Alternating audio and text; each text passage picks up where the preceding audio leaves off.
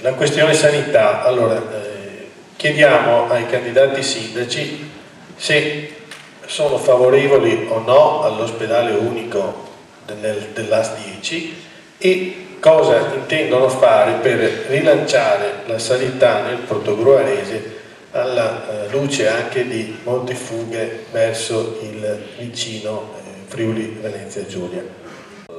Faccio una premessa, l'ho fatta prima su un altro argomento, lo faccio adesso, ma vi pare possibile che la Regione Veneto non abbia ancora un piano sanitario?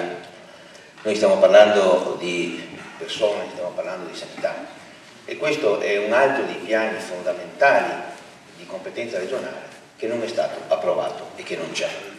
Ed è chiaro che quando non c'è un piano regionale quello che può succedere sul territorio lo potete solo immaginare. Voi dovete conoscere anche che dal 2005 ad oggi sono cambiati ben 3 assessori alla sanità in Regione Veneto. Voi potete immaginare quale collegamento, quale rapporto, quale, come posso dire, relazioni ci può essere tra la conferenza di sindaci della sanità e quindi i rappresentanti dei comuni e una regione che, almeno per la mia esperienza, ne ho incontrati 2. Uno aveva idee, indirizzi completamente diversi. Quindi se non partiamo da qua, io credo che noi non diciamo la verità. Sull'ospedale unico, io credo che sia ancora uno di quei temi che vengono messi sul tavolo per confondere le idee. È impraticabile oggi un ospedale unico. Quando si è parlato, o i giornali hanno parlato di questo, abbiamo trovato subito quei comuni che si sono candidati e quindi hanno sviato di nuovo il problema. Io credo che noi dovremmo partire dalla soluzione attuale.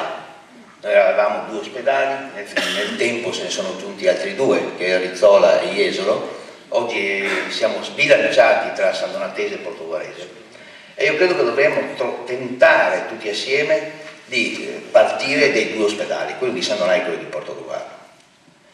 Quindi è da qui che si parte, poi se fra 10 anni, 15 anni il problema dovesse essere quello dell'ospedale unico, lo valuteremo, anche perché i tempi oggi di trasporto di un malato da un posto all'altro sono talmente veloci con le tecnologie e i mezzi che abbiamo adesso che forse vale la pena di disegnare un ospedale di Portogruaro, un ospedale di San Donà che sia una sicurezza per il cittadino. E quindi io mi collego anche a quello che è stato detto prima, che dobbiamo vedere quali sono i servizi che sono necessari per dare qualità del lavoro e sicurezza al cittadino.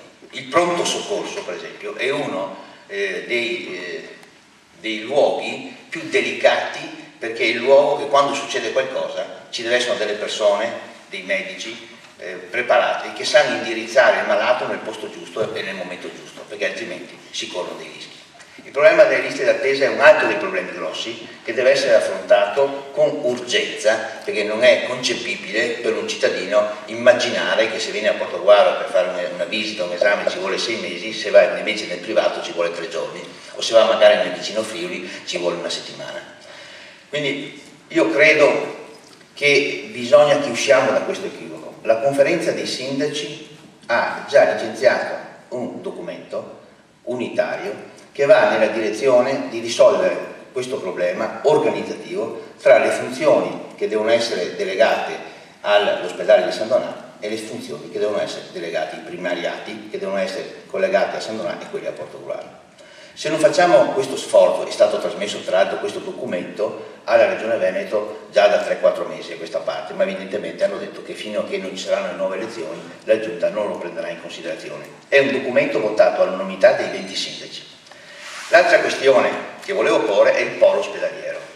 Anche su questa questione io credo che i cittadini devono conoscere le cose. Il precedente sindaco ha firmato un protocollo d'intesa con la Regione Veneto, con un assessore che è aderente alla Lega e con un direttore dell'AS 10 che è nominato dal Presidente della Giunta regionale.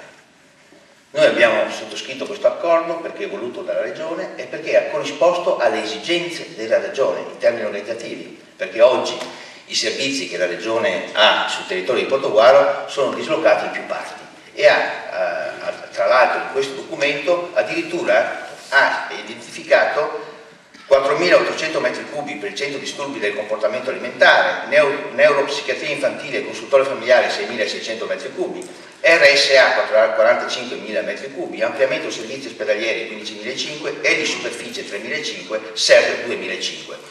Quindi e settore veterinario 5.540. Siamo un po' lunghi.